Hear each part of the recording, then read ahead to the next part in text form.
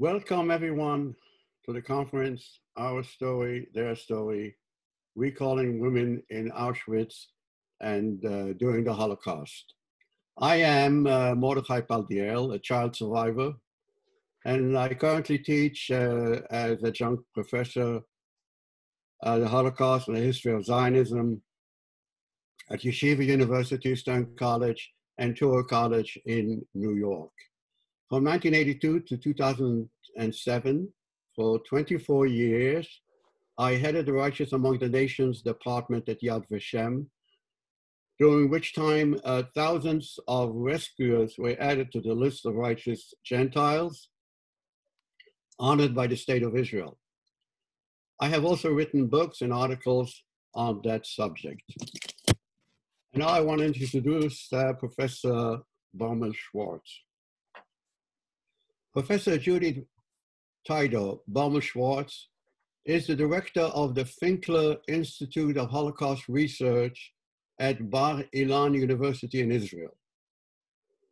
She specialized in Holocaust studies, particularly women and the Holocaust, and has written extensively on the subject.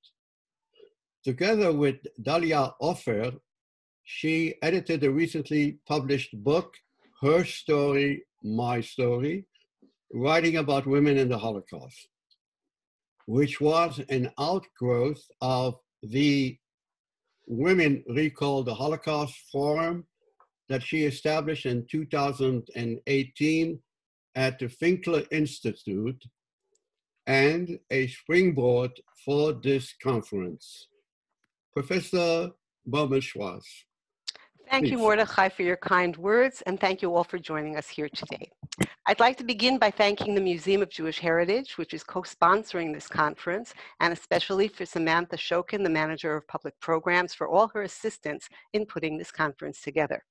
I'd like to thank our audience and our participants of the forum that Mordechai mentioned, the Women Recall the Holocaust Forum of the Finkler Institute of Bar-Ilan University.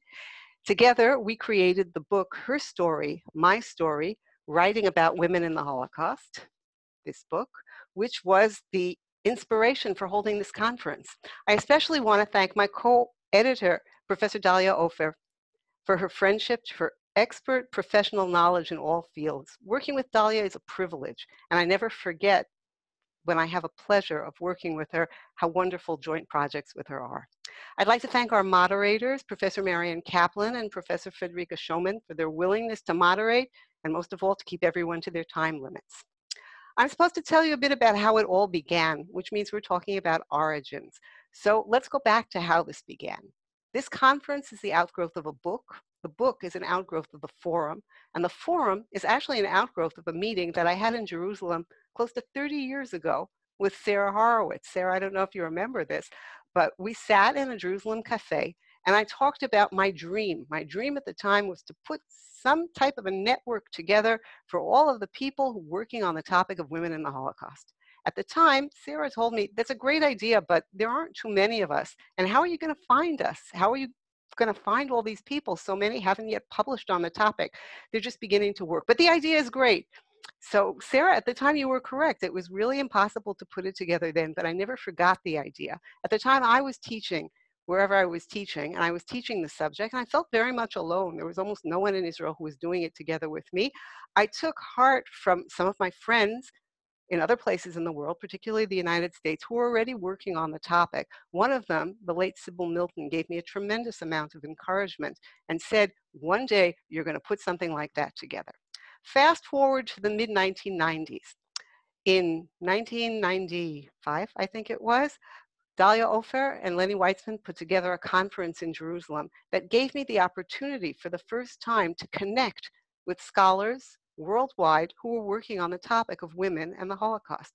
It was there and around that time that I met Marian Kaplan, Atina Grossman, Joan Ringelheim, and saw that there were top scholars working on the subject in various places in the world.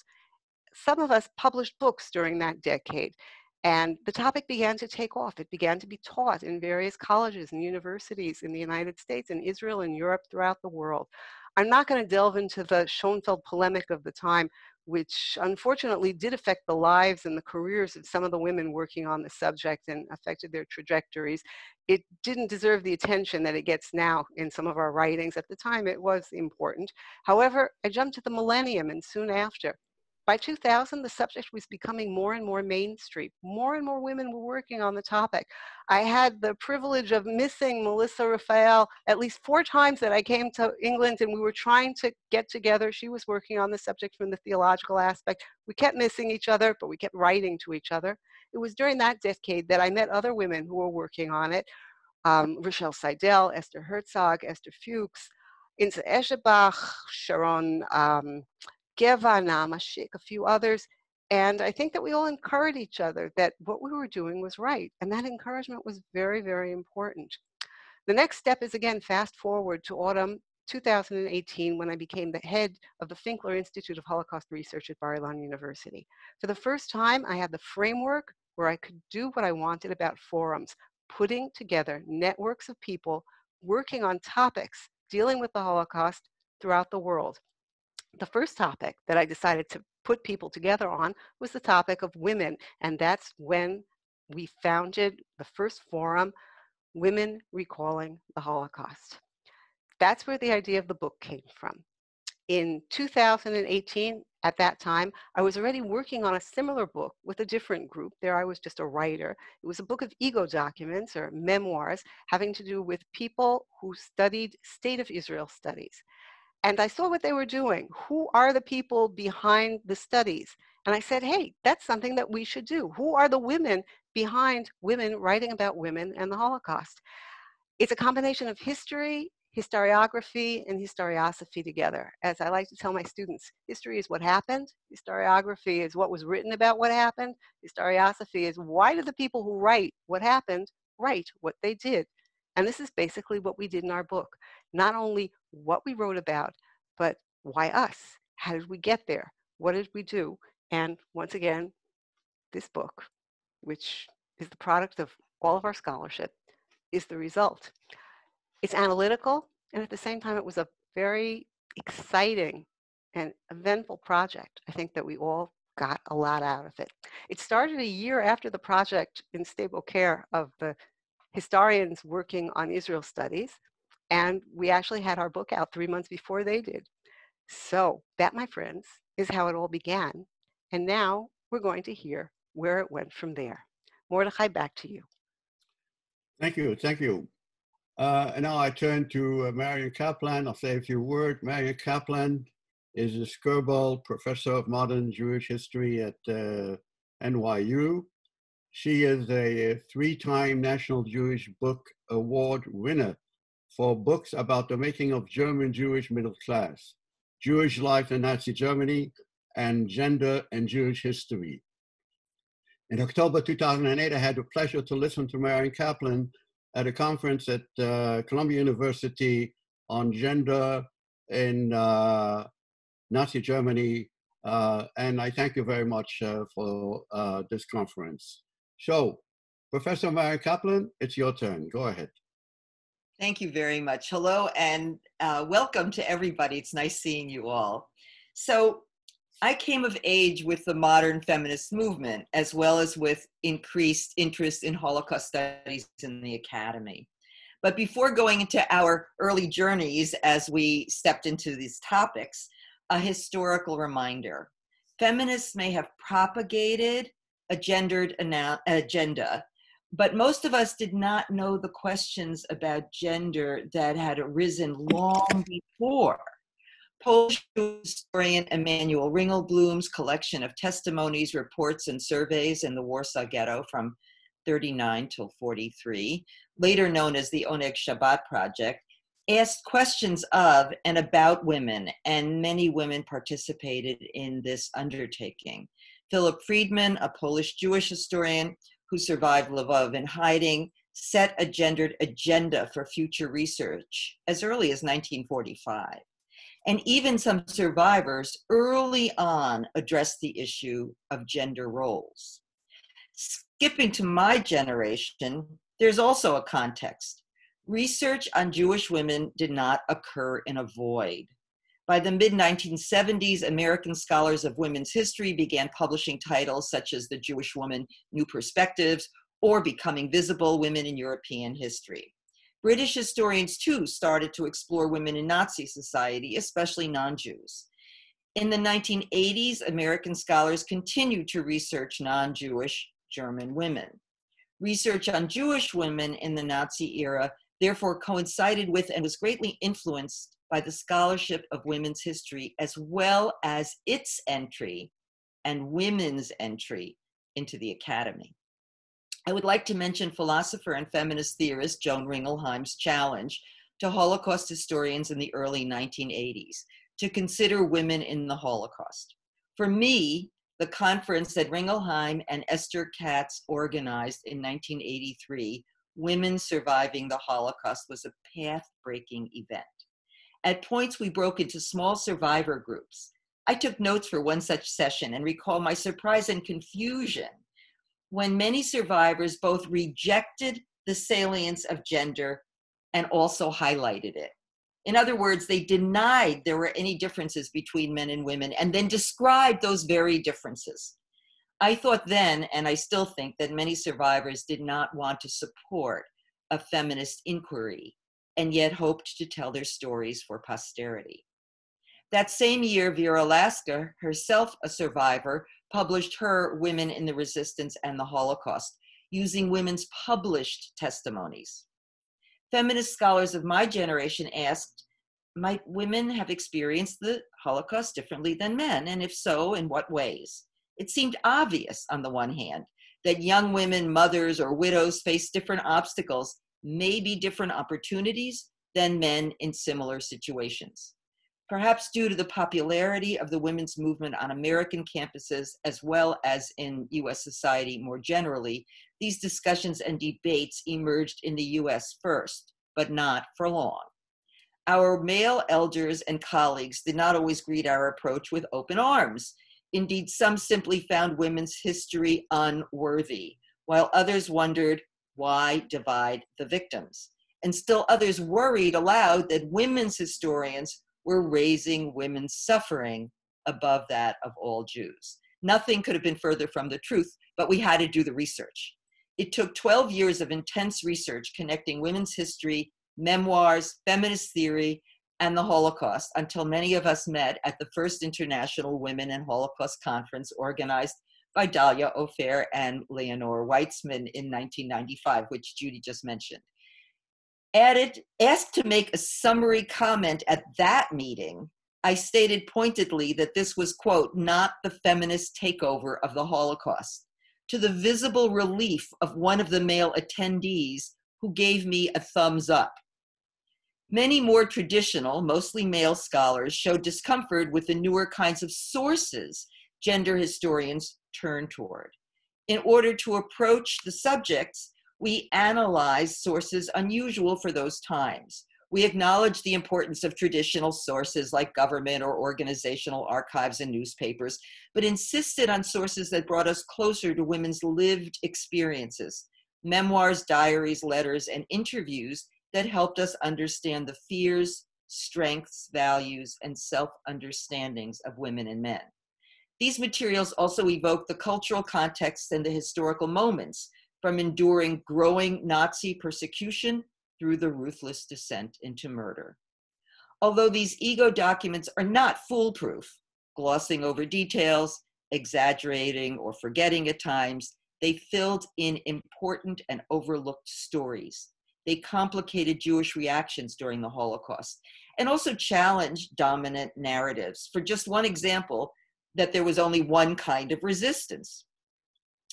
To paraphrase Anna Redding, quote, when a survivor gives an interview or writes a memoir, she offers us a life, a testament in the face of Nazi lies. She creates a memorial because in one story, we see many extinguished lives. I will stop here since this lays the groundwork, and I expect many of our panelists will show us how these early forays have expanded methodologically and in terms of topics newly addressed. I look forward to learning from all of you. I would like to now introduce Pascal Bas. Professor Boss is an associate professor of German and Netherlandic Studies, Comp Lit, Jewish Studies, and Women and Gender Studies at the University of Texas at Austin. She works on cultural memory and gender in relation to traumatic events and is a member of the International Working Group on Sexual Violence in Armed Conflict. So I turn it over to Pascal. And we each have 7 minutes, I should add. So there is a time limit, and I will have to remind you of that.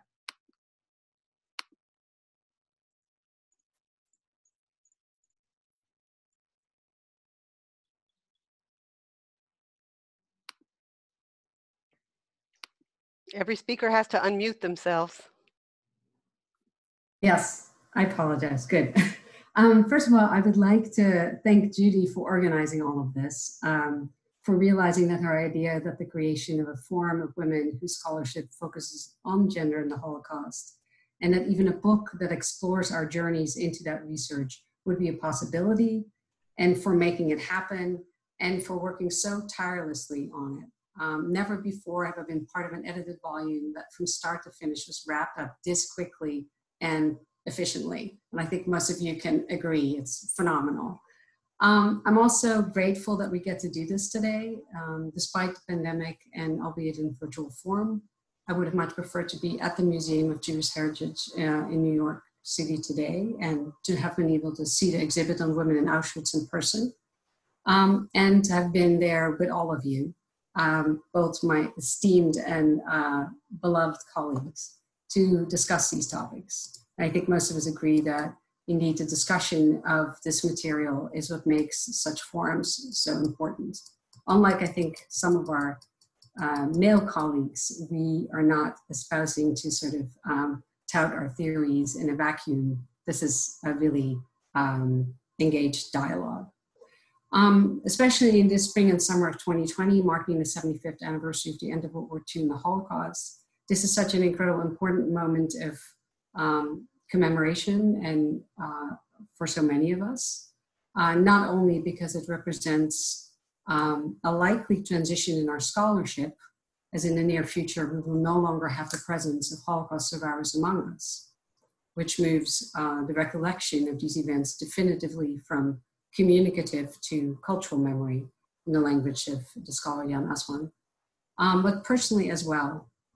At this point, my mother, a Jewish child survivor from Amsterdam, the Netherlands, is still alive, as is her partner, who has a young teen survived internment in several places, among others, Theresienstadt. They may not be in 5 years, and it's one of the reasons why not having been able to have these commemorations and this particular anniversary in person has been very difficult for me, and it would have been very nice to be in New York. I'm still very glad we get to have this time together, and I hope everybody's healthy and safe and remains so for the duration of this pandemic. I went back to Judy's original question, whether any of our work touched upon the experiences of women in Auschwitz. And thinking about that, I have to say that growing up in a family of Holocaust survivors, Auschwitz was for me the camp where I conceived of men suffering and dying. My grandfather, first and foremost, Jules or Yehuda Isaac Ertemann, 31 years of age, brilliant, beloved physician, was murdered there in September of 1943. It is the camp that Primo Levi describes in such devastating detail in his memoir that I read sometime during the early 80s. The fact that it was also the camp where my grandmother's older sister, Susanne, and her son, Jacob, aged 8, had been gassed upon their arrival in the summer of 1942, while her husband, Heimann, was selected to work, but of course would eventually be killed as well, was as of yet unclear to me. Or what it meant that her chances of survival as she arrived there together with her young son, my mother's cousin, had been 0, or that had she survived, her experiences would have been different from those of a male inmate such as my grandfather or Primo Levi. None of that did occur to me yet. As so many other readers of Holocaust memoirs or ego documents, as they were called by Sam Dresden, where I grew up in the Netherlands. I did not question why nearly all of those published texts were written by men, or how their experiences or memories may have differed from those of female inmates, and may not necessarily have been representative of the female experience. That question came to me a little bit later, when the different strands of my intellectual and personal life began to merge in my early 20s. As a passionate young feminist in Amsterdam, I had started reading literature by women and scholarship on women's literature in my late teens. As a university student in comparative literature and philosophy, I continued this work with a focus on gender and representation. Several years into that study, when the need to explore what my own Jewish family's very painful wartime experiences in the Netherlands meant to me, and exploring that became more urgent, I began to look at Holocaust literature and memoirs by female survivors specifically. The questions that I try to answer in my analysis of these works did not seem to fit anywhere in the Dutch European academic context. Holocaust studies beyond a narrow focus, really much more on Nazis and the Third Reich within the field of history, did not yet exist. And so I came to the US in the early 1990s, pursue precisely these kinds of questions. And in the US, I had the opportunity to immerse myself in the as of yet relatively new and burgeoning field of Holocaust gender studies. What followed, and what I describe in the essay in the book, was my own attempt at adding my own sort of theoretical perspective to that work, a perspective that was initially quite critical of the work that had been published a little bit earlier, but was meant to push the field forward in a number of ways.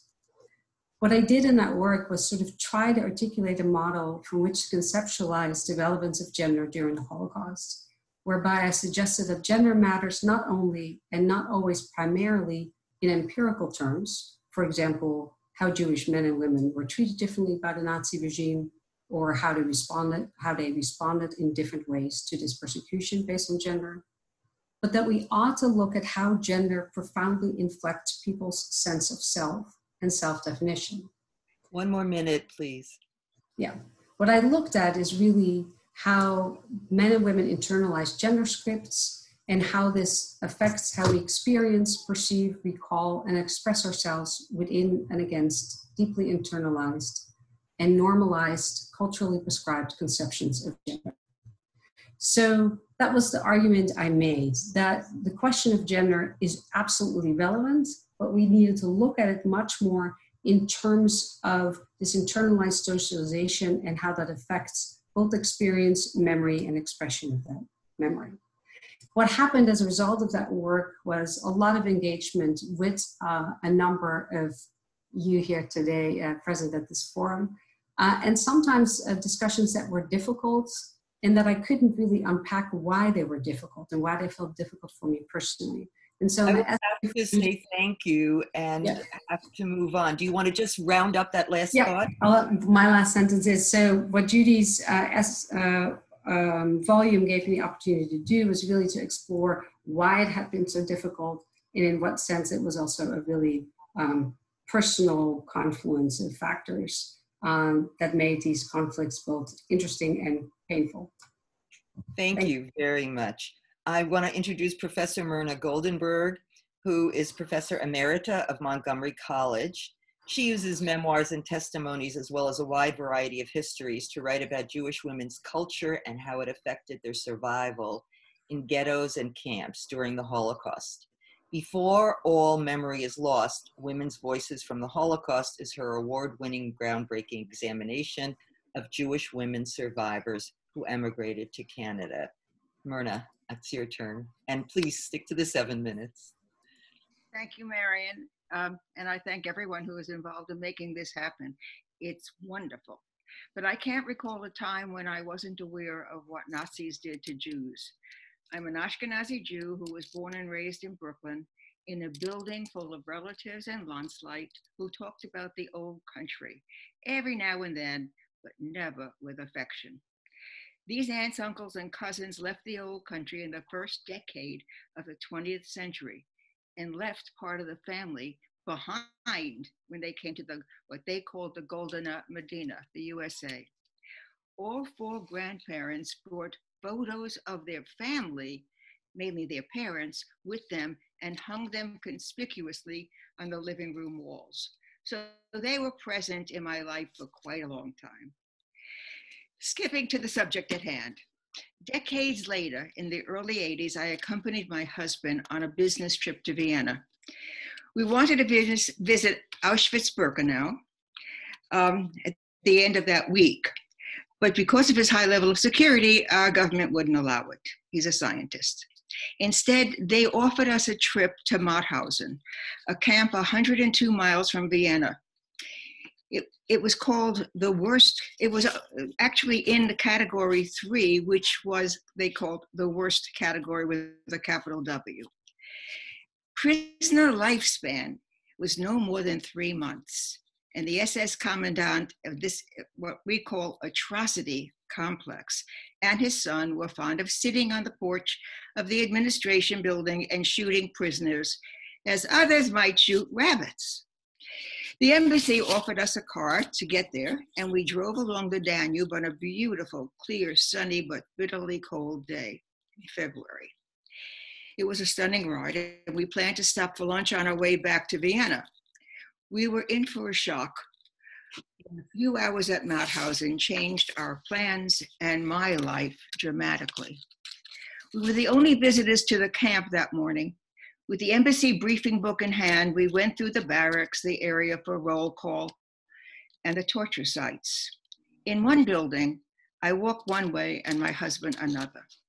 I walked into a room that seemed to be about 10 by 15, white tiles stained bluish halfway up the walls, and a grid of 16 shower heads above me. I knew immediately that this must be the gas chamber, and I looked for drains on the floor. Although I later learned that there was one drain in the center of the room, I didn't see any at the time. And the next thing I knew, I was in a different building in a bathroom stall. I don't know how I got there or how long I was in the gas chamber. My husband said he heard me scream and he came to get me, but I have no recollection of that. What I remember was that I was afraid to get out of the stall because I was sure that there'd be a mean-looking female guard on the other side of the door, ready to take me back to barracks. I finally, I don't know how long it took, left this rather large, clean, modern bathroom and met my husband in the hallway where he had been waiting for me. We left the camp and we drove wordlessly back to Vienna. We never stopped for coffee. When we retired for the night, I found myself back in the gas chamber. Before I closed my eyes, I was in the gas chamber, and that happened for weeks on end. I felt paralyzed, but I knew I had to move on. Teaching was what I did, so I was determined to prepare myself to teach a course on the Holocaust. I immersed myself in all the literature I could find in English, and I began the work of learning whatever I could about the Holocaust. I felt that if I could feel secure in my knowledge, I could manage to teach. I did teach, actually, at Montgomery College, UMBC, SAIS at Hopkins, and eventually I met 2 wonderful scholars at the Holocaust Museum in Washington, Sybil Milton, now deceased, and Joan Ringelheim, now retired. And we began to ask the question, where are the women? There was a considerable bunch of memoirs by men whose names you would recognize, but it was very, very, very hard to find any published work by women. I scoured used bookstores looking for old out-of-print women's memoirs, and I found some. In fact, when we discovered women's memoirs, we meaning feminist scholars who were working on the topic, we were met with skepticism and hostility and derision when we talked about them at conferences. Actually, he was mentioned already, Schoenbaum of the commentary. He accused us of trivializing the subject by studying it at the academy, and worse, by focusing on women. Who did we think we were? It's hard to believe, but so many of our peers never thought to think about women, and it shouldn't have been a surprise. Consider history. If we focused on other particularities of the Holocaust, how could we not focus on the particularity of gender? How could we assume that what happened to men also happened to women when we knew that men and women were separated in concentration and labor camps, and that the physiology and socialization of women exposed them to different atrocities? No man could talk about giving birth in a concentration camp. No man would talk as much about rape if they talked at all about it. Women were extremely reluctant to talk about it, but we persisted, we meaning the feminist scholars, and we found that women survivors would talk about other women who were raped, but not about themselves. It took a long time for the trust to sink in and for them to talk about what they really, really experienced. You have 1 more minute, Myrna. Okay. I describe men and women's experiences as different horrors, same hell. Clearly, my morning in Mauthausen shaped my career and my life. How many people plan vacations around visits to concentration camps or death camps? I like to believe that perhaps I helped shape the research on the Holocaust, broadening it to include women as well as men. Thank you. Thank you very much, and thank you for also staying within our time frame. I'm going to turn now to our next speaker, Professor Sarah Horowitz. She's professor of Comp Lit and Humanities and the former director of the Israel and Golda Koshitsky Center for Jewish Studies at York University in Toronto. She's the author of Voicing the Void, Muteness and Memory in Holocaust Fiction, which received the Choice Award for Outstanding Academic Book. Sarah, you're on. Oh, thanks so much, Marion. I just want to press a timer so I can start and actually time myself as well. Judy, I want to say that I remember well our conversation in Jerusalem those years ago. And I remember a phrase that you said at the time, borrowing from something that was current then. You said, it takes a village. And it strikes me that we have actually gathered, thanks to you, in a village of sorts. And so, yes, it takes a village, and villages can cross all sorts of boundaries, geographic boundaries, pandemic boundaries, and I'm really grateful for being pulled together. I'm going to talk about, as Judy asked, how I came to think about looking at women and the Shoah. And oddly enough, I came to it initially and largely through reading narratives by men, and then by being in conversation with women survivors. At the time that I became interested in women in the Holocaust, my academic work, which is to say my publishing and my teaching, followed two tracks. First, I was looking at Shoah narratives, fiction, memoir, narrative poems. And secondly, I was doing feminist work, thinking about gender and women's studies in the context of Jewish literature. But initially, for me, these were two very separate tracks. They weren't brought together. And yet I found myself, as I wrote, as I read, and particularly as I taught and read aloud and had my students read aloud, I found myself flagging passages, images, and tropes in narratives by men that focused on women. That is, I became interested in men representing women, both in memory narratives and in contemporaneous writing, that is, writing during the time of the Holocaust. And I flagged these passages and these images because they struck me as in some way being discordant, not necessarily false, but my sense that there was something going on in them. There was something being articulated through them beyond the surface meaning or the information conveyed. And I began to think about the ways in which certain experiences that were narrated were conveying not only information, but they were ways of signaling aspects of inner experiences and existential issues and crises. and that these male narratives used women in particular ways. And I began to trace scenes that persisted through different kinds of writing by particular authors, scenes that I saw morph and I saw gender shifting as these certain scenes might move from one kind of writing to another by the same author. And I began to ask myself, what did women stand for in writing by women? And at the time, I had a colleague in African American studies, and he was beginning to ask similar questions about narratives by former slaves, that is, by men who were writing memoirs after they were emancipated. And our conversations brought our work in contact, and we realized we were seeing some of the same things. And so I'll give you just two really brief examples. Many of you are familiar, of course, with Shimon Uberband, who was part of the Einik Shabbos project in the Warsaw Ghetto. And I sort of looked at the way he described men going to mikveh when it was forbidden and women going to mikveh. And when he talked about men, he crafted a scene that was all about heroism and connection with Jewish heroism in the past. But when he described women, he was talking about humiliation. And I began to wonder how women's narratives, both contemporaneous and memory narratives, shape themselves around similar moments.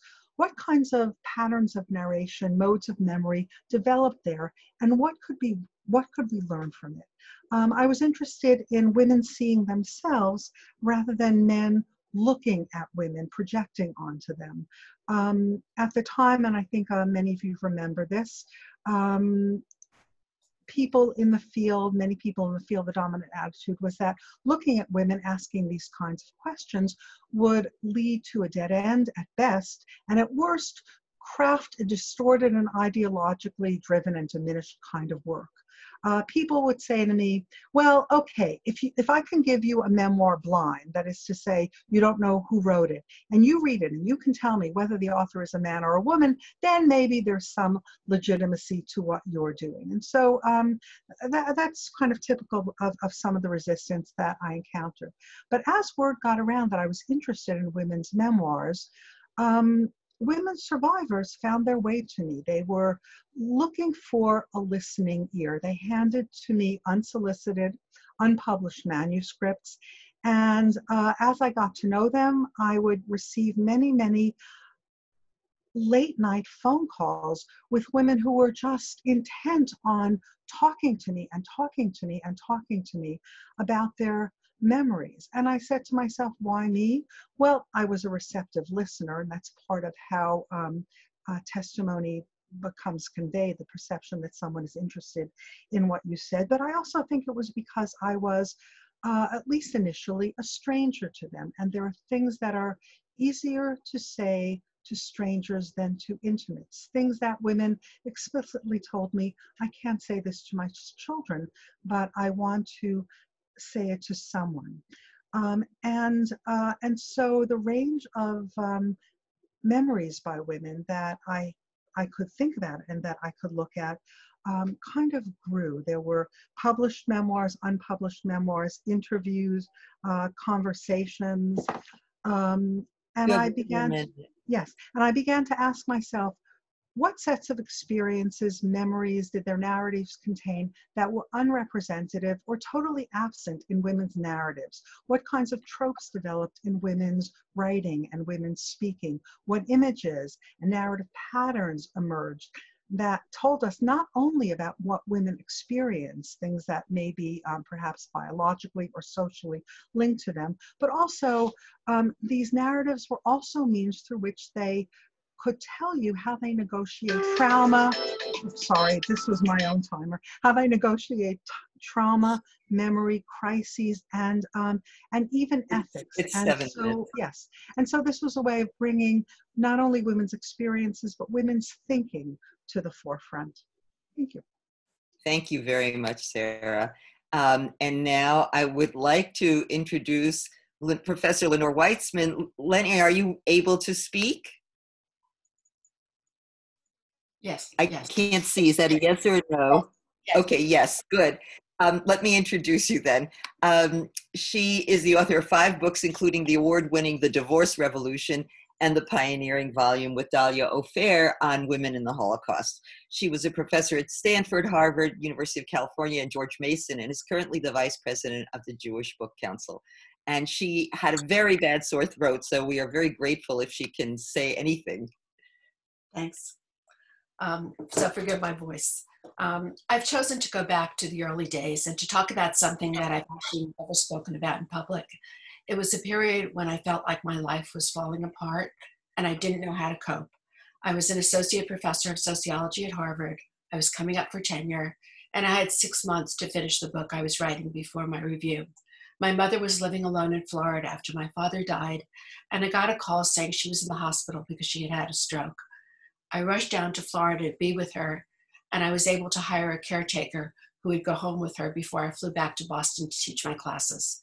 The following week, the caretaker called crying, telling me that she had accidentally got my mother when she was transferring her to a wheelchair, and my mother had broken her hip and she'd probably have to have surgery. My mother was the single most important person in my life, and she was all alone and she needed me. I couldn't let her go through this alone, and I had to be with her. I couldn't focus on writing even if I wanted to. I wrote a long letter asking for the semester off to take care of her, carefully outlining in a typical legal argument the case for family leave to cover parents as well as childcare. At that time, my field was sociology of law. I had published, and I was teaching a 200-student course on women in the law. I was keenly aware of the way in which women's roles as caretakers disadvantaged them at work, and I urged the university to adopt a policy that would help mitigate these disadvantages. It didn't help. The dean said no. Harvard was not going to approve of family leave for parents, and I later heard that the dean was afraid it would set a dangerous precedent, even though he told my chair he admired my articulate brief. I then thought of taking an unpaid leave and talked to several senior members of my department, who at the time were all men, and they were, of course, opposed. It would reflect my lack of commitment to my profession. One professor even boasted to me that he was proud of the fact that he didn't attend his father's funeral because it conflicted with the class he had to teach. I was appalled. But despite their dire predictions of how it was going to jeopardize my career, all I could think about what was happening to my mother, and I couldn't abandon her. And of course, as I wrote those words for the article in the book, the words "I couldn't abandon my mother" had so many reverberations for me and for those of us who write about women in the Holocaust. And I just couldn't help but think of all the vivid descriptions of daughters refusing to leave their mothers and clinging to them, especially in the work of Marion Kaplan and Felicia Carai. I took the unpaid leave. I spent most of the next 6 months in Florida with my mother. The time saved her. The doctors told us she would never walk again, and we proved them wrong. And we both cried when she took her first steps.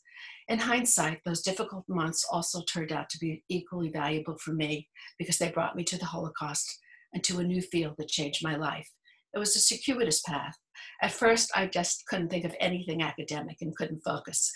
As someone who had been such a strong advocate for women to persist in other spheres, I had totally lost my ability to formulate a strategy and to get my life back on track. I decided I had to find out how others had coped with adversity, and the worst situation I could imagine was to be a Jew trapped in the Holocaust. So I turned to Holocaust Memoirs for lessons.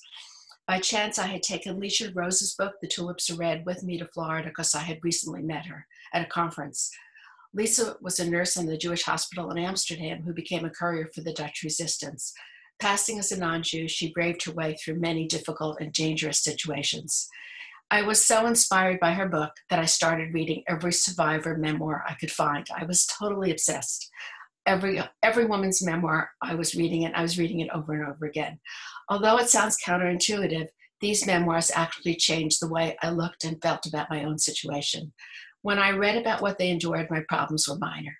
And when I read about their courage and determination, I felt as if I was gaining strength from them.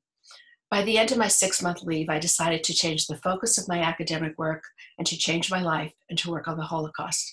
It was an enormous decision because I had absolutely no scholarly credentials, and I knew I would need several years to just catch up. But Lisa's story led me to want to study Jews who survived the Holocaust by passing, something I had actually even never heard about or even imagined before I read her book. I was incredibly lucky to get a Fulbright fellowship at Israel at Yad Vashem to undertake that research. And actually, Mordechai, I remember you was one of the first people I spoke to that year. And a year after my mother died, my husband, William Good, and I arrived in Jerusalem. He had been a chaired professor of sociology at Columbia and had many former colleagues and students in Israel, and we were welcomed as a family in a way that seemed only possible in Israel. It turned out to be an enormously productive and personally fulfilling year. And I say this because instead of becoming depressed by the subject of the Holocaust, as many of my Harvard colleagues had predicted, I began a new career with support and encouragement of a wide circle of friends and family in Israel. I doubt that it could have been possible anywhere else at that time. In fact, when I briefly returned to Cambridge, I ran into a colleague who I thought was a friend, another senior member of my department, and I told him how excited I was, and he told me I was crazy to specialize in the Holocaust. It was just a historical event, it had no theory, and no one would consider it a legitimate area of study. Besides, it was too depressing. He urged me for my own good, and I know this echoes many other testimonies, to reconsider what I was doing because he cared about me. I really do believe he cared about me, and he was trying to prevent me what he thought was ruining my career. But he was wrong, and I'm so glad that I had the sense to realize it, and it turned out to be a wonderful career. I hope the essay in my book speaks to that and proves him wrong. But because my talk has been so personal, I want to end by just mentioning two other serendipitous events of that year that have profoundly influenced my life. The first grew out of my research on Jews who passed as non-Jews during the Holocaust. While interviewing survivors in Israel, I was fortunate to have to meet a number of women who were passing, but who were totally unlike the other Jews who were passed. It turned out that these women were kasheriyot, the couriers of the Jewish resistance, and the subject of the book that I'm now completing. It's important to say that because I agree with so many others about how much I learned from survivors. And I just want to note that their voices are still with me today and have given me a unique perspective on what's happening today. In contrast to many of my friends who are so anxious and seem almost paralyzed, I keep thinking of something that Branko Klibanski said: we had to do something. We had to do something.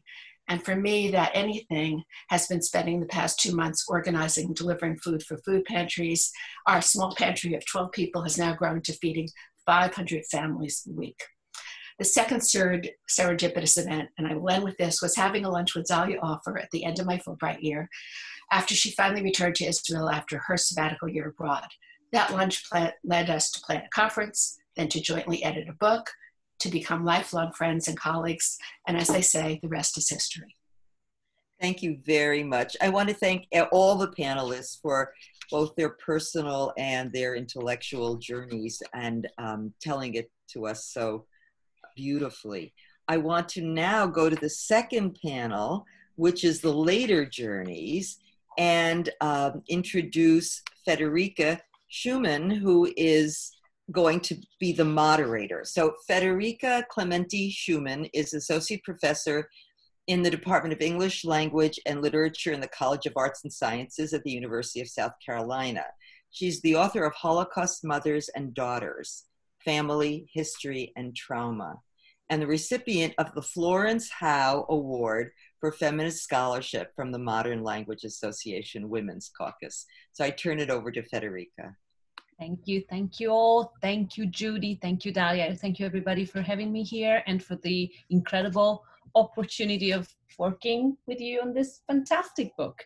I will, the session I'm introducing today goes under the self-explanatory rubric of later journeys, and my introductions will not do any justice to the incredible bibliography and contributions of each speaker, so my sincere apologies. But you will hear, of course, from them directly, and the speakers come in alphabetical order, and each, as you know, will have strictly 7 minutes to talk. I will signal at the second when there's 2 minutes left and then 1 minute left. Without further ado, I want to leave room to the speakers. Our panel today is opened by Sarah Cushman, who is the director of the Holocaust Educational Foundation at Northwestern University. and a lecturer in the Department of History. And she earned her doctorate in Holocaust history from Clark University and a research centers on women's experiences during the Holocaust. So Sarah, to you now. Good afternoon. First, some thank yous to Judy and Dahlia for inviting me to be a part of the volume in this gathering, to the other participants for their wonderful work in collegiality, to other scholars who work on women and gender during the Holocaust, and to Federica and the other panelists. I'm honored to be among you today. I am sure, sorry about that. I'm sure that that's true for many of you here. I've spent a lot of time over the past 2 weeks with the ongoing movement for racial justice and equity in the United States on my mind and in my heart. Thinking about that and about what to say today regarding my entry into and my work in the field of women in the Holocaust, I thought it might make sense for me to begin with my years as an undergrad. I did not start out as a history major, but realized relatively quickly that history is my calling. The history then tugging at both my head and heartstrings was African American women's history. It is a history that is important and central to U.S. history. It is history whose legacy is ongoing racism and white supremacy, and it is a history that I think everyone should know about. After college, I took a 10-year hiatus from the world of academia and returned in my early 30s to pursue a doctoral degree in Holocaust and Genocide Studies. My earlier studies in African American women's history contributed to my interest in studying women's experiences during the Holocaust. And like that history, I believe that this history is important and central to world history, that its legacy is evident in widespread anti-Semitism, and it is a history that everyone should know something about. Now, what do I do with that? Just this past Thursday, I held my last class of the quarter. I taught a group of 15 students a course titled Gender, Race, and the Holocaust. While we all began the class with great skepticism about how we would be able to connect as a learning community through Zoom, we ended thinking the class went well and having learned a lot. This is in no small part because of the topic. It allowed space for students to talk about how they were coping with the pandemic, and then more recently, or very recently, the space to talk about police brutality and race and gender and power in the United States. The course reflected some of the current trends in the study of gender in the Holocaust, including the idea that everyone has gendered experiences, including men. Gender shaped how men participated in and responded to Nazi racial policies in Nazi Germany, Nazi-occupied Europe, the killing fields, concentration camps, in hiding, and resistance in various contexts. Of course, we also spent a significant amount of time focused on women's experiences as perpetrators and as targets. We read Marion Kaplan's Between Dignity and Despair, Wendy Lauer's Hitler's Furies, and Gisela Perl's I Was a Doctor in Auschwitz, which has recently come back into print thanks to two of my colleagues at Northwestern University. The topic for the final week of class was sexuality and sexual violence. We focused narrowly on concentration camps, reading Anna Heikova's article on sexual barter in Theresienstadt, an article by Robert Sommer on Pipples, and for the first time I asked my students to read an article of mine. This was a recently published chapter on sexuality, sexual barter, and sexual violence in Auschwitz, and I'll spend my last few minutes speaking very briefly about that. I make two major arguments in the article. One is that Auschwitz, despite Nazi attempts to dehumanize prisoners in part through degendering, was a highly gendered place. And the second is that women at some levels of the camp hierarchy had a degree of sexual agency. Women's sexual agency and the gendered structures of Auschwitz become apparent when we look at women's sexuality. Starvation, filth, disease, exhaustion, brutality, and lack of privacy, time, and space discouraged and impeded prisoners' attempts to form all types of relationships, including sexual relationships. Survivors who write of sexuality focus primarily on what they perceived as aberrant: homosexuality, exchange of sex for necessities, forced prostitution, and sexual slavery. I view these as exploitation and survival strategies, as do many of you. As in many sex-segregated environments, female same-sex encounters may have been more prevalent than in non-segregated contexts. There are several reasons for this. Some women simply identified as lesbian. Others may have sought same-sex relationships due to the inaccessibility of men and hunger for companionship. Still others used sex in exchange for food. Exchange of sex for food characterized some heterosexual encounters as well. Not all women who had the opportunity for sexual barter took it. Some viewed it as moral degradation, prostitution, a threat to their female identity. For them, refusal constituted a form of resistance. For others, however, survival was the moral imperative. Survival by any means was resistance. Various degrees of coercion characterize these exchanges. Even so, some women acted not only as agents of their own physical survival, but also as people with needs for physical contact and pleasure. Women's attempts to find pleasure, even if fleeting, are a form of agency, an assertion of some kind of right to bodily integrity in a place where annihilation predominated. Sexual exploitation and coercion by other prisoners and camp personnel characterized many sexualized interactions. Sexualized violence was a way of asserting power over others in a highly racialized context, characterized by impunity for abuse of prisoners. I include 2 examples of female perpetrators of sexualized violence in my article. Both were women guards. Understanding sexualized violence solely as an assertion of male power over women obscures the fact that women also perpetrated such acts. Gender and race were factors in sexualized violence during the Holocaust, as during other genocides, even if they took different forms. Women's experiences as victims of rape, sexual slavery, prostitution, and other forms of sexual exploitation during times of war and genocide are worthy of deep and committed scholarly attention, and I explore that in my work as well. But scholars have rarely focused on women as sexual agents. While agency is not necessarily positive, it does imply responsibility. We could see resistance in the sexual agency of women prisoners, but some women prisoners may have coerced others into sexual interactions, and sexualized violence of women camp personnel was nothing less than perpetration. Gendered experiences and gendered structures influenced the shape of victimization, resistance, and perpetration in the women's camp in Auschwitz-Birkenau. It is important that we recognize women as authors and objects of sexuality and violence in that context. Now I'd like to end back on a more personal note, delving into topics such as this, which deal with the individual human toll of mass violence, has continued to open my mind and my heart to the personal stories of those around me. I'm grateful for the opportunity to share some of my story with you and to hear yours. The richness of our scholarship is enhanced by knowing something of the people who carry it out. I remain honored to be a part of this group and look forward to hearing the remaining stories. Thank you. Thank you. Thank you so much, Sarah. Thank you for bringing old history and new contemporary history together in such a wonderful, moving way. And I guess on behalf of everybody, I applaud your talk. And now next speaker is Dorota Głowacka, Professor of Humanities at the University of King's College in Halifax, Canada. Her teaching and research interests include Holocaust and genocide studies, gender studies, philosophy of race, and critical theory. Dorota, it's your turn. Thank you, Fredu, and thank you, Judy. I'm a latecomer to the field, and my chapter in the book is written as a narrative of a long and winding journey toward becoming a feminist Holocaust scholar. And in writing the chapter, I was guided by a sentence in Hannah Arendt's The Human Condition. The chief characteristic of this specifically human life is that it is itself full of events which ultimately can be told as a story.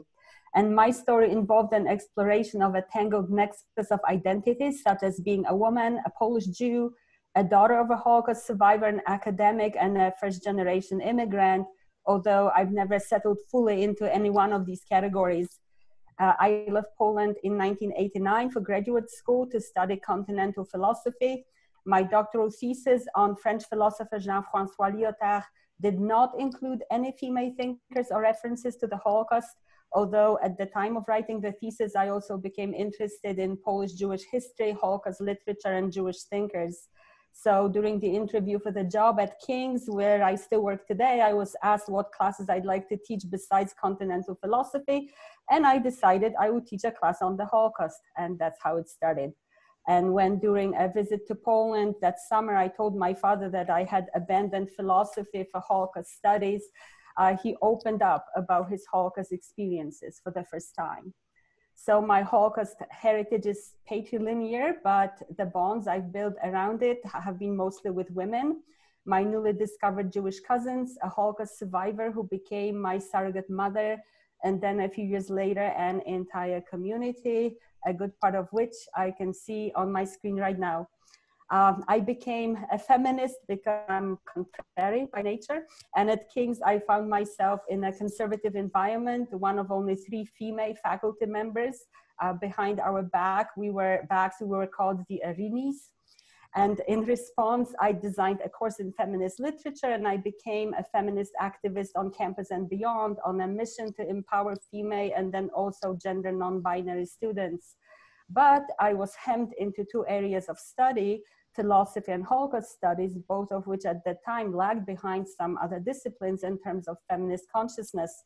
Hence, being contrary, I became passionately interested in women's Holocaust experiences as well as in the lives of female philosophers, both of which revealed similar patterns of exclusion. It seemed that all women have been dispossessed from the ownership of the life stories. One of the first Holocaust papers I wrote was on Hannah Arendt and French philosopher Sarah Kaufmann, two female thinkers who attained recognition on the philosophical Parnassus.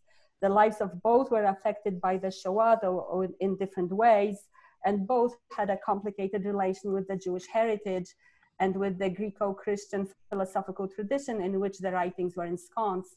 So Arendt and Kaufman helped me think about the exclusion of women's experiences in the socially sanctioned narratives of the Holocaust within larger epistemic and sociocultural frameworks. Generally, my love of theory was put to the test whenever I inflected it with gender, since writings by and about women challenged some of the basic parameters of these theoretical texts and exposed the hidden assumptions. A turning point in this regard was when, researching another paper on Lyotard, I came across a short essay he wrote about Bracha Ettinger, a French-Israeli painter and daughter of Holocaust survivors. Lyotard didn't pay much attention to that aspect of Ettinger's work, but for me it was a revelation. The encounter via Lyotard with Ettinger's art was a turning point in my thinking about Holocaust representations. It helped me develop ideas about witnessing in the feminine, the gender of memory, and gendered modes of representing history. I formulated my goals as shedding light on mechanisms of marginalizing women's experiences that remain invisible because they inhere in the very structures of knowledge, in the language we use to describe them, even in acts of perception, such as, for instance, looking at photographs. So over the last 15 years, I've often written about female artists of the second generation, and more recently about representations of gender in Holocaust art.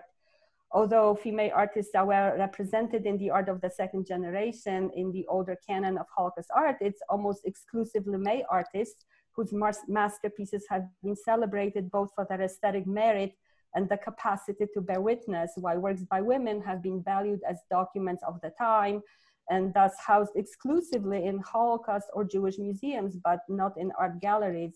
So Professor Van Pelt's example of Friedrika Brandis was telling. She was a gifted artist, but she has been remembered for providing art therapy to children in Terezin, while her own paintings and drawings, many of which were produced in the camp, have been forgotten, unlike the famous works of Frita Unger and Fleischmann, the main members of the Zeichenstube. So I have three quick points to conclude this brief account of my journey toward becoming a feminist Holocaust scholar. First, it's been increasingly important to me to situate the questions about women's experiences in the Holocaust in comparative contexts, that is, in relation to experiences of women in other instances of genocide and mass atrocity, and in a larger context of the matrix of gender relations. I am now convinced that gender-based violence is not just one of the horrors of genocide, but that it inheres in dominant systems of gender as such. Moreover, these systems of gender persevere at the very core of genocides as their enabling, even necessary condition. Secondly, I'd like to acknowledge the obvious, namely that our approaches to the subject of women and the Holocaust differ based on our respective cultural contexts.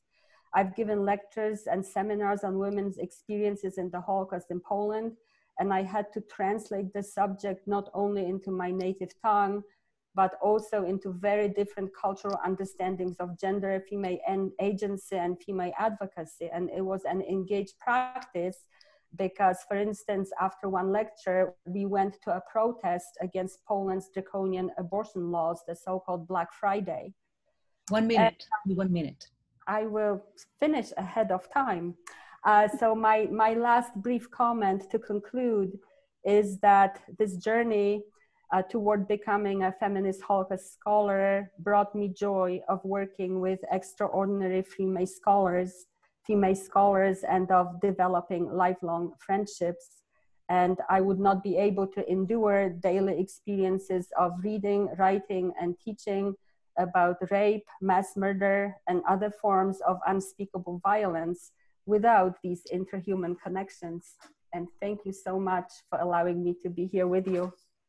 Thank you, Dorota, thank you. And I know better than anybody how incredibly committed you are to your activism, that yours is not only theory but praxis, because you helped me so much with your syllabi, your articles, your wonderful work, and it's always meant a lot to me, so thank you.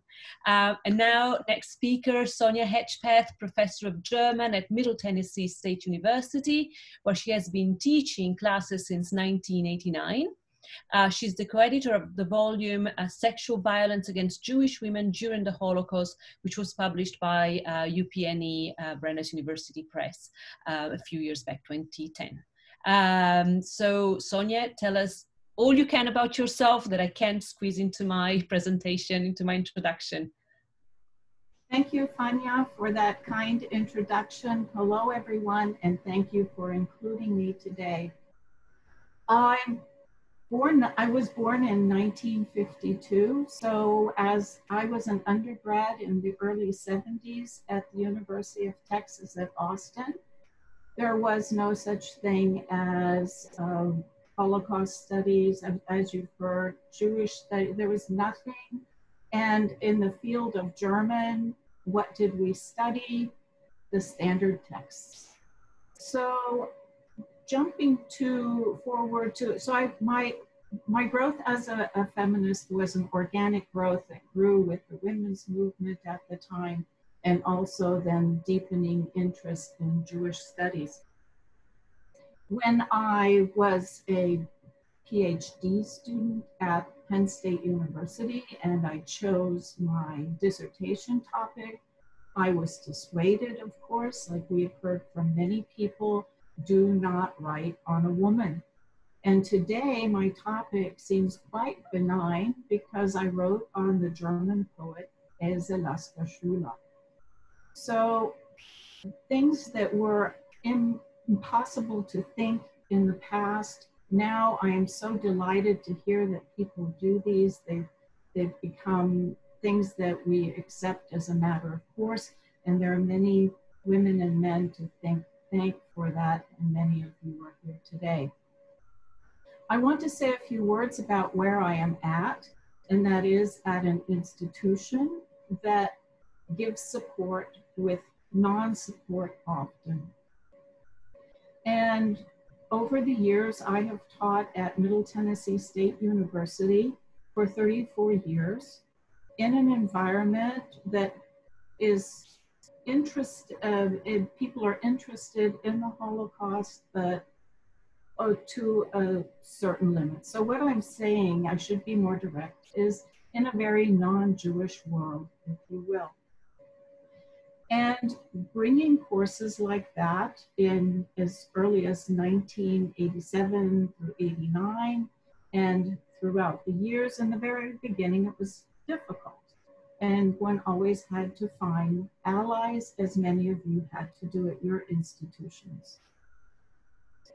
I'm thinking of 3 student comments in the 80s that sort of were fence posts, if you will, for how academically one had to struggle.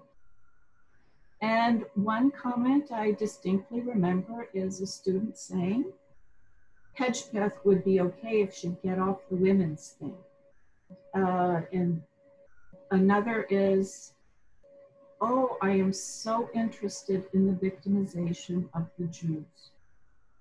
And yet another comment I heard once was, when I was going to teach a course on women and the Holocaust, was, oh, I wish we had a course about all of the Holocaust. That is something I would take. And my path has been very much professionally, as many of those that you have heard about. But I want to talk about, and many of you have alluded to, the friendships. I want to mention the great gift of working with someone who's a sharp thinker, dedicated and loyal and true. And many of you know her. Rochelle Seidel could not be here today, but as many of you know, we work very closely together. And that has helped to go through sometimes very dark places. So where we find partnership and where we can find cooperation, and yes, even in our academic settings, where we can find a listener, where we can find friendship in exploring and pursuing new avenues of inquiry, we are indeed very lucky. And that has been my great luck. And I will close simply by saying that we've heard it, I will say it, academe is often a harsh environment to work in. We are actually paid to be critical, and often there is this critical stance, or I'll speak for myself, bleeds over into other areas that actually become dams or fences from working together better. In fact, I'll tell you that often the atmosphere of academe with its competition and criticism, I'll call it the judgment zone, has prevented us from working together. So I want to thank you all for being villagers, for being here today, and that our friendliness can continue as we find different ways to collaborate. Because certainly, as we've heard in our world today, we have the COVID-19 pandemic, we have Black Lives Matter. It's so important for us to take leadership in the things that we do. And even within the realm of women and the Holocaust, even if it doesn't fit exactly what we're doing, that we model a kindness and a kind of at least professional friendship where we are willing to tune in and listen to each other. And I so delight in hearing more from all of you. Thank you very much. Thank you. Thank you, Sonia. That's wonderful. And yes, I completely, I am so thankful that you brought up the issue of friendship and mentorship, because yeah, I myself would know where I would be without so many women mentors and guides. And Marion, I'm talking about you. And it's fundamental, and how we turn ourselves into mentors for our students. And so thank you so much. That was really very beautiful. Thank you. So now we are going to listen to the story of Esther Herzog, Professor Emerita of Beit Berl Academic College. She's a social anthropologist. She teaches and studies gender and bureaucracy at Safat Academic College, and is a social and feminist activist. Esther? Thank you very much. And I would like to thank both Judy and Dalia for this wonderful opportunity to meet you with all such prominent scholars in feminist study on the Holocaust. So my journey to the Holocaust research has hardly anything to do with the fact that both of my parents were Holocaust survivors. Being an active feminist explains better my profound interest in the study of the Holocaust from women's perspective. Only during the summer of 2000, when by chance I came across the International Conference on the Holocaust held in Oxford, did I open up to the subject. This interest emerged from the unexpected exposure to feminist studies presented in the conference by feminist scholars. Coming back to Israel, I started to document my mother's story of her Shoah. My conversation with her took place for a whole year. While documenting my mother's Holocaust experiences, I realized that I knew almost nothing about it. Nevertheless, my mother played a significant role in the emergence of my personal feminist outlook on the Holocaust, in studying this subject, in publishing my insights, and even in editing papers written by prominent scholars from Israel and abroad. While telling me about her Holocaust experiences interwoven in her present life narrative, I was overtaken by admiration for my mother. Her guts and fascinating insights struck me with understanding that fundamental human ethics lies in free, unbounded elaboration on human situations and conduct. I became a companion to my mother's emotional, verbal, and intellectual journey between places, periods, and ethical positions. My puzzled reactions, or rather my latent suspicions regarding my mother's descriptions and views concerning people and events that were part of her past, became an inseparable part of my reactions to her descriptions. In our conversations, my mother amazed me with unexpected associations and exclamations that inspired my way of thinking.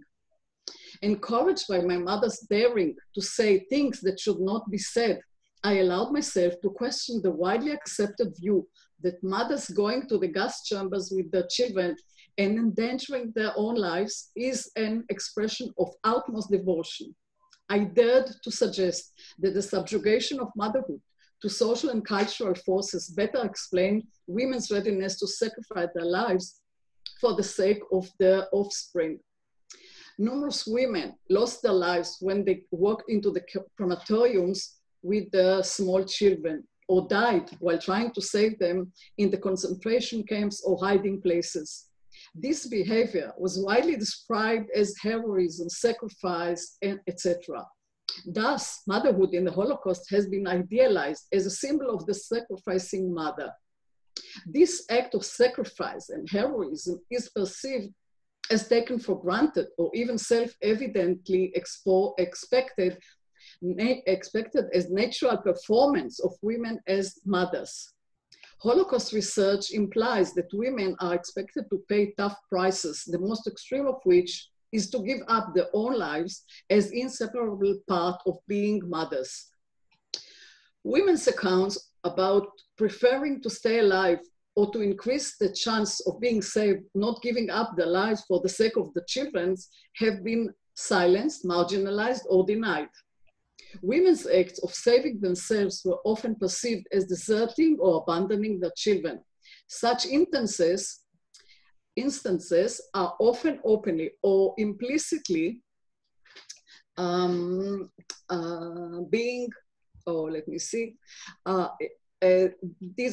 these instances are often openly or implicitly condemned by both public discourse and scholars. My anti-essentialist thinking aligns with feminist scholars who perceive motherhood as a social construct, rejecting the concept that subordinates the woman's body and life to those of her offspring. Thus, the construction of the mother-child bond as natural and immutable is denied. Thus, I defy the widely accepted perception of mothers willing to walk towards death with children as heroic, and the linked condemnation of women who prioritize their own survival. This fatal behavior demonstrates the feminist interpretation of motherhood as a socially enforced and internalized role rather than reflecting heroism. Hence, for example, in our conversations, my mother repeatedly encountered the way her mother ended her life in the gas chamber while joining her sister, helping with her 3 small children. Yet, this act that is commonly interpreted as self-sacrifice can also be understood as an example of the feminine subjugating socialization that drives women to take care of children, even other women's children, and help caring for them, even at the expense of fatal personal price, such as losing their life. Questioning the glorification of mothers for sacrificing their lives for their offspring unveils the fatal implications of women's socialization, giving up the right to use the chance to survive.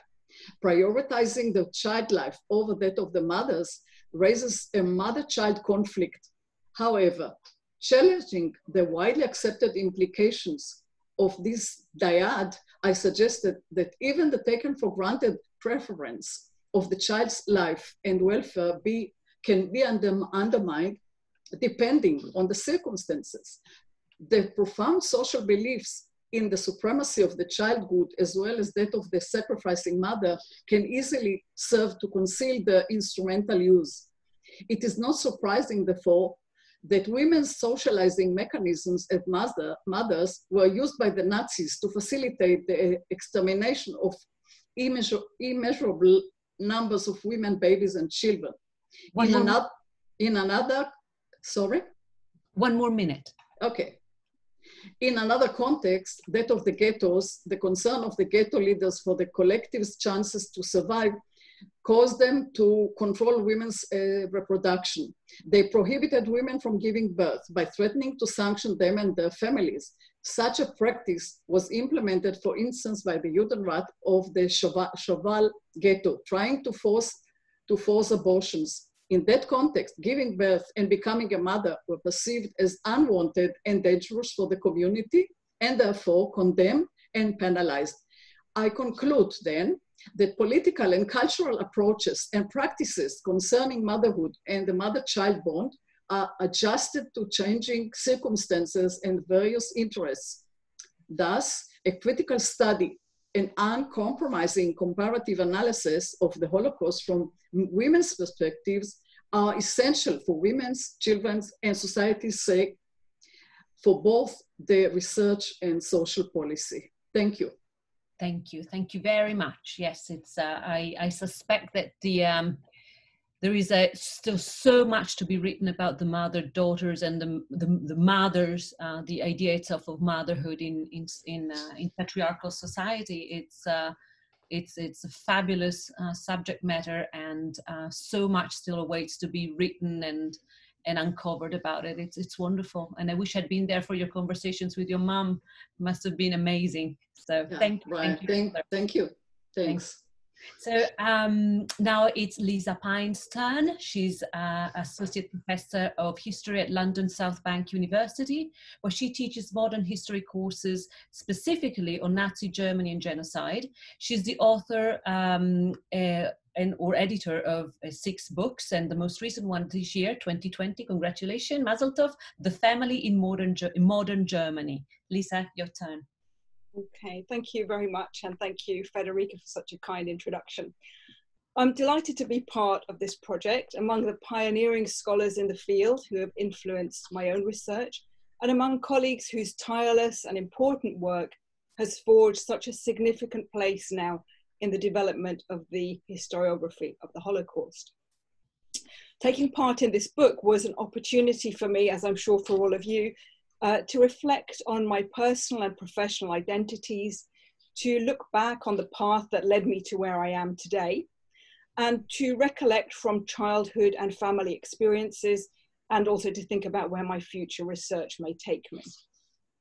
My first foray into writing anything at all directly in the area of Holocaust studies was a request from Dan Stone to write a chapter for his edited book called The Historiography of the Holocaust. And that's published, it's now way back in 2004, such a long time ago now. So a chapter called Gender and the Family. Of course, this was a very new and emerging area of study at the time. Not so many scholars, as we've already been discussing, having written on this previously. And my remit was to write about the state of the academic literature.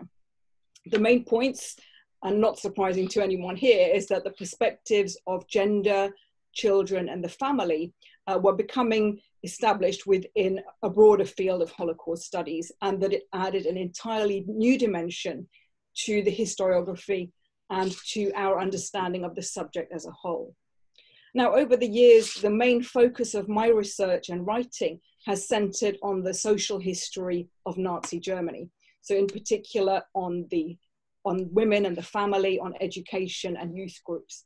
But of course, these studies of the Third Reich could not preclude analysis of aspects of Nazi anti-Semitism and the Holocaust, because these formed an intrinsic part of what Nazism was about and the consequences of its government.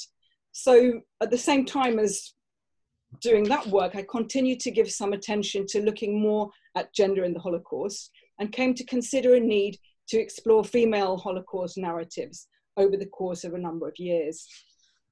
And I was looking at the importance of the social construction of female identities and the role and roles of that in the history of the Holocaust, analyzing the structural differences of the structural sources of gender difference in relation to Nazi persecution before the war, looking at the distinctions between the ways in which Jewish men and women experienced the Holocaust. Again, looking at both male and female survivor accounts to really illustrate the points. And actually sort of quite specifically on where we were meant to be at this museum in New York today and the exhibition there. Most of my work kind of in the end focused onto gender-related experiences at Auschwitz itself. So looking at imprisonment at Auschwitz with women having to opt for agency and make choices in a variety of ways that were distinctive from those made by men. So I was looking at female behavior that conformed to traditional gender norms. And again, I don't need to outline those here, but also considering female behavior that differed from the expected type. So there was kind of just this desire, I think, in what I was trying to do, to try and look at what was missing in what had been written, what hadn't been told, what wasn't in there. Sometimes looking at difficult aspects, not with the intention of judging, but to offer a more complete and a more nuanced understanding of Holocaust experiences. And I wanted to share now here too a few words on the impact of this subject on me as a researcher. I'm sure it will resonate with many of you. Obviously, it's not an easy subject to work on, but it is one I regard as significant and compelling. Seeking to understand the enormity of the Holocaust, survivor memoirs and testimonies has been essential. And so the impact of that, obviously such harrowing work to read through survivor memoirs, testimonies, especially when you're really immersed in it, as I know many of you have been, over a sustained amount of time, really immersed in this world of horror, and in particular at Auschwitz. And the exposure to these stories have had a profound impact on me, I think on all of us. We internalize their words, they change us. We take on some of the emotional pain too through reading their accounts or talking to survivors. And again, so as many of you have already commented on, I think that the kind of a supportive work system, forms of discussion with colleagues working on a similar or the same areas, and particularly this group of scholars in Judy's wonderful forum, has been so beneficial in this regard, because I think, as for all of us, it gives us the sense that we're not alone in our endeavors, and a camaraderie with other scholars in the field, which has been very important to me as I've worked in this field. It's important to me too to tell the stories of survivors whenever I have the opportunity, obviously to my students at the university, but at talks in secondary schools and at academic conferences. And I've been fortunate to present aspects of this work, not just in the UK, but in Denmark, Poland, South Africa, and the USA too. And not just at history conferences, but also at multidisciplinary ones. So just some concluding thoughts, that working in this field has given me an appreciation of the courage and resilience of Holocaust survivors. The will to survive and bear witness is an enduring part of the human spirit, and survivors are a testament to this.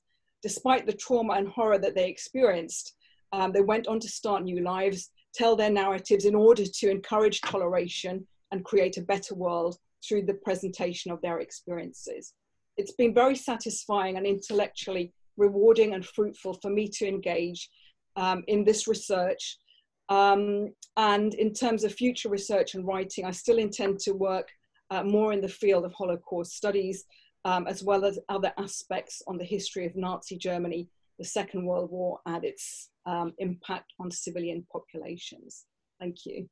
Thank you, Lisa. I look forward to reading your book, and it sounds fantastic. And families are so. I mean, I think it's the most. I think one of the greatest contribution by feminists and women scholars to have really brought the family and the details of the everyday lives, either of the victims as well as of the perpetrators or the bystanders, to really look at the family as this microcosm that is so important for the understanding of the larger history that we try to examine. And so that's a wonderful contribution. Thank you. I look forward to reading it and sharing it with my students.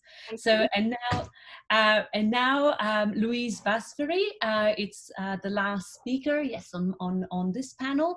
She is Professor Emerita at Stony Brook University, but she currently teaches at NYU. Her field is in medieval studies, diachronic and sociolinguistics, Holocaust studies and Hungarian studies, all informed by gender theory with a broader framework of comparative cultural studies. Louise, your turn. Thank you. It's not really easy to be the last speaker after so many exciting talks and so many points in common. So some things have been said, obviously, that I might say, but in another way, perhaps it's fitting that I speak last, because I am at the same time probably the youngest member here. Hold that thought with me. And at the same time, one of the oldest. That is, by the dates of my Holocaust studies, I belong among the so-called newer voices in our book, but both by chronological and academic age, I'm one of the oldest. So perhaps because of that, because my journey was so long, my talk is perhaps a bit more personal and professional before my Holocaust work, and I will talk more about that.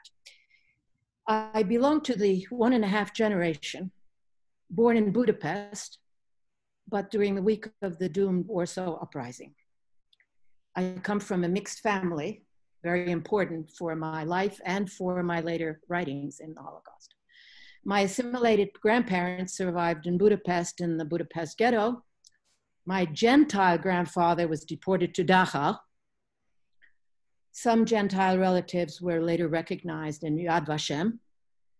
So again, a mixed family, which is again very important for me. In my childhood, I was very attached to older relatives on both sides, heard lots of stories, all of them born in the multi-ethnic Austro-Hungarian Empire, who had gone through the 2 wars and communism there. My roots are very deep in Hungary and in the Hungarian language. But in childhood, I became a refugee in several countries and in several languages. It is unquestionably my Hungarian diasporic background that ultimately brought me to study women in the Holocaust. But then, why did it take me 30 years into my academic career to become a feminist Holocaust researcher? While, as I just said, the principal factors have to do with my family history, I need to involve and invoke the intellectual and cultural forces that shaped my generation of American feminist scholars. I got my PhD in Berkeley at the end of the 60s, so that already begins to tell us something. It was a difficult decade of male-dominated radicalism. Let's bring that forth. Nevertheless, it did lead to gradual emergence of feminist consciousness in the women's movement.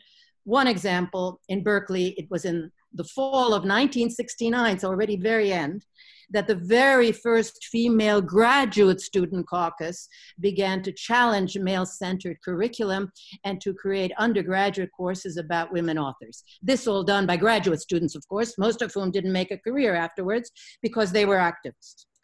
Of course, at the same time, there were very few women professors and almost none tenured. Okay, my own field was at that time Romance philology, and for the first decades of my career, and to some degree to today, a lot of my work is in medieval and pre-modern studies and in linguistics. But both had, over the years, increasingly were theorized by concerns of gender and sexuality, including quite early queer sexualities. In 1984, I co-taught one of the first courses anywhere in women in language. No Holocaust, but women and women's speech, which became very important later. In those years in the 80s, I also held the position of associate vice provost, which kept me from research for a while, but where I did have lots of opportunities to experience academic gender issues of all kinds of negative sorts that you can imagine. By the early 90s, I still had no direct involvement in Holocaust research as such, nor did anyone else in my large public university, even though for a time I was director of Judaic studies, but I can't get into that, and yet no Holocaust. But I did begin to read seriously, becoming particularly immersed in academic, immigrant, and Holocaust writing of women mostly, but of both genders. That is, I became hooked on what has been called now autobiographical reading, reading in order to understand one's own life experiences. So in 2002, when Imre Kertész won the Nobel Prize, maybe I was finally ready. There was no scholarly work on him at all in English, not that much in Hungarian either, but that's again another story. This led another refugee Gentile Hungarian scholar and myself to publish Imre Kertész Holocaust literature. And in that decade, we published, my goodness, several other things. Then I realized soon that my insights derived from feminist theory and queer criticism as an analysis of difference were relevant to my reading of women's Holocaust memoirs. I started working on that. Soon I realized that the corpus available in English writings was not enough, that there was all this communist bloc writing by women in Eastern European languages. I speak a number of those languages, but particularly, of course, Hungarian, which had a different Holocaust history. So I started working a lot on that. I was not able to say my work in Hungary, but much like Dorota, I've also been working and lecturing and teaching in Hungary, and that's a whole other world. How do you study this and write about it in both of those languages and those very different cultures and what is happening there? So my ultimate aim is to represent through women's testimonies a communality of memory, that is a collective study of the common characteristics of the historical group whose individual biographies will remain largely untraceable. And as I said at the beginning, I felt like the last survivor of a polyglot Central European culture destroyed before I was born, but I continue obsessed with the responsibility of passing that collective memory through the retrieval of as many women's voices as possible. And last sentence that is relevant for a closing here for all of us, I think. As Marian Kaplan writes in the introduction to our volume, our essays too are more than individual stories, much like those earlier stories, although we don't compare our situation to theirs. And they also tell a collective story. I think our stories too need to be read together. Thank you. Thank you, Louise. Thank you. It was a great concluding speech, talk, and you brought it all together very nicely. Thank you. And I'm absolutely moved and impressed by all we heard today. And it is now my great privilege to leave the virtual podium to Dalia for her closing remarks. Dalia is the Max and Rita Haber Professor Emerita of Holocaust and East European Studies at the Hebrew University in Jerusalem. Her main research areas are the Holocaust in Eastern Europe, women in the Holocaust, memory of the Holocaust, and immigration to Palestine and to Eretz Israel. And together with Judy Baumel-Schwartz, she is the reason why most of us, or all of us, I guess, are here today. They co-edited the volume, Her Story, My Story, which was, of course, the springboard for this conference. And thank you, Dalia, and thank you, Judy. And now the podium to you. Thank you very much. Well, it's my last few sentences now, after everybody already said what he had to say, and I will start from a few personal remarks. First of all, I'm really glad to see all of you. Many of you I know, but some I didn't know ahead of time. And I didn't have the chance, as Judy had, to meet all of you. So now it's not only essays, it's faces, it's sounds, it's body language, although with some kind of limitation of the Zoom, but it's really very, very nice.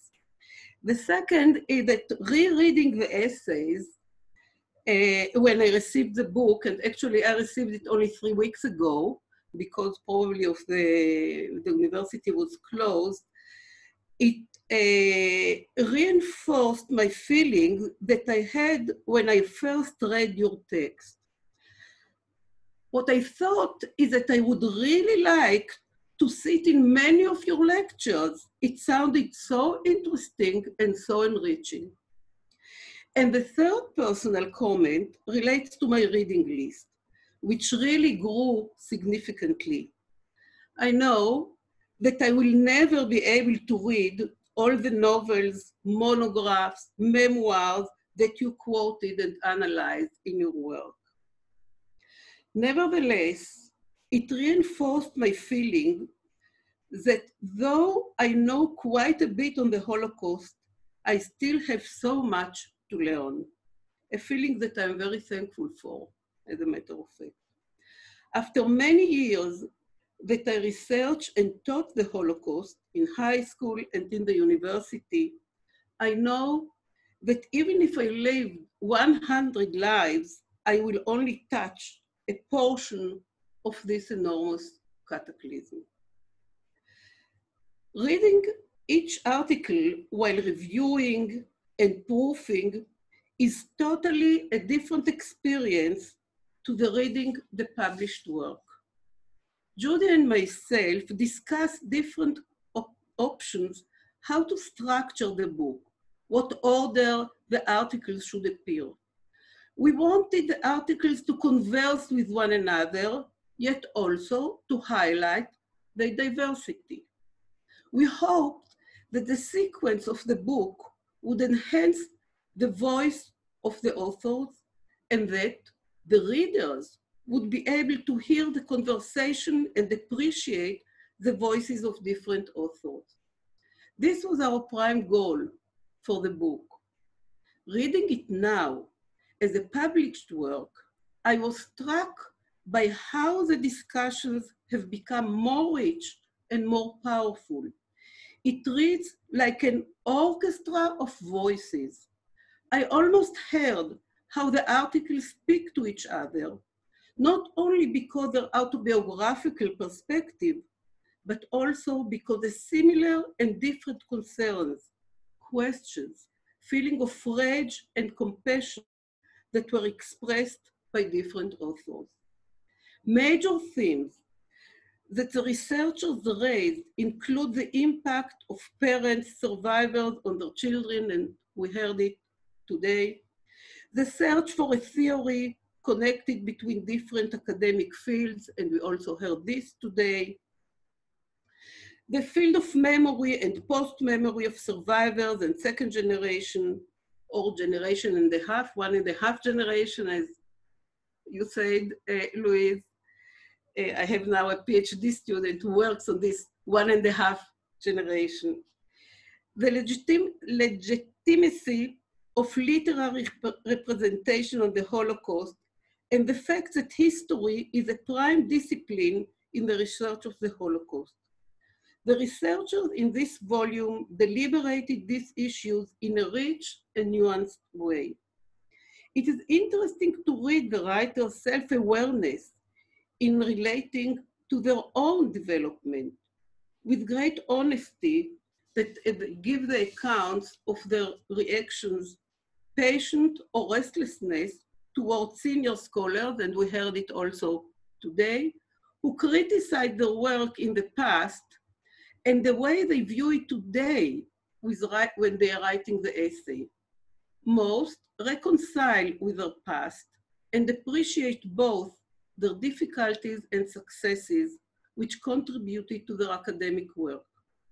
Others still rage with male scholars who did not appreciate gender as a field of research or think that the Holocaust should not be represented in core curricula or in academic conferences that are not entirely dedicated to the Holocaust.